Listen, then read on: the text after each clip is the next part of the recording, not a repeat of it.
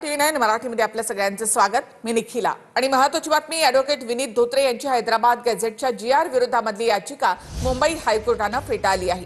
ही जनहित याचिका ग्राह्य धरण्यासारखी नाही असं हायकोर्टाने म्हटलं।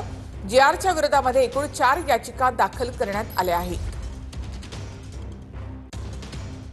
जीआर विरोधातील ॲडव्होकेट विनीत धोत्रेंची याचिका मुंबई हायकोर्टाने फेटाळली। शासन निर्णयाने याचिकाकर्ते बाधित कसे असा सवाल हायकोर्टाने विचारलाय।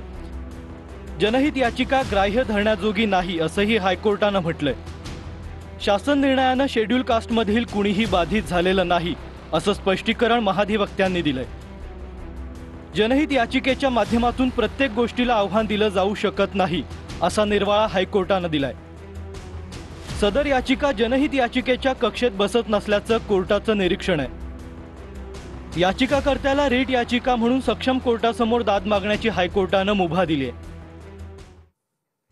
तर जनहित याचिकेमधून प्रत्येक गोष्टीला आव्हान देऊ शकत नाही असं हायकोर्टाने म्हटलंय आणि विनीत धोत्रे यांची जीआरच्या विरोधातली याचिका हायकोर्टाने फेटाळली आहे। जनहित याचिका ग्राह्य धरण्यासारखी नाही असं हायकोर्टाने म्हटलं।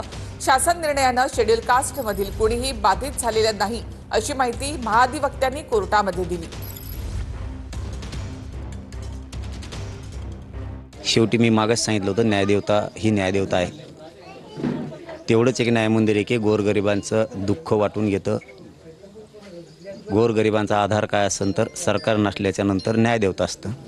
त्या न्यायदेवतेने मी काय आणखीन काय बघितली नाही ऑर्डर ती कशी आहे काय, परंतु आपल्या माध्यमातून कळतंय न्यायदेवता मराठ्यांच्या गोरगरिबांच्या लेकरांशी 100% न्याय करणार ही आम्हाला अपेक्षा आहे आणि ते होत राहणार। आपण ज्यांनी केलेले आहेत त्यांचे वकील काळजीपूर्वक आपण नेमलेले आहेत, अतिशय उत्कृष्ट आहेत आणि मला खात्री आहे की निश्चितपणे आपली मागणी आहे एक हा जीआर मागे घ्या किंवा आवश्यक त्या सुधारणा त्या जीआर मध्ये करा ही आपली मागणी।